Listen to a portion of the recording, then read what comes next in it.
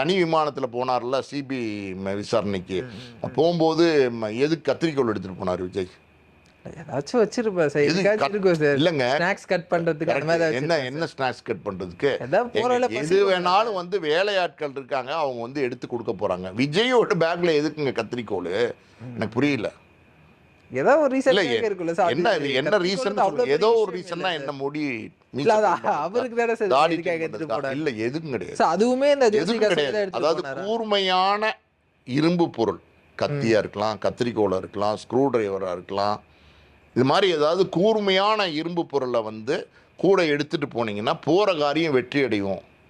அதாவது கொஞ்சம் பயமான பலவீனமான மனநிலையில விஜய் இருக்காரு அப்படின்னு அந்த ஜோசியக்கார் சொல்லியிருக்காரு. நம்ம சொல்றதும் அதுதான். ஆனா ஜோசியக்காரும் கரெக்டா சொல்லியிருக்காரு. அதாவது பயங்கரமான மனநிலையில வந்து விஜய் இருக்காரு. அவர் போற இடத்துல எல்லாம் சாவு உழுகுதா? போற இடத்துல எல்லாம் விபத்து நடக்குதா? போற இடத்துல எல்லாம் எப்படின்னா படப்படன்னு கையெல்லாம் நடுங்க ஆரம்பிச்சிச்சு. கரூர்ல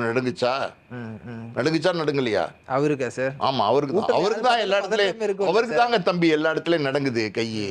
அவர் வெளியில காமிச்சுக்கிறது இல்லை.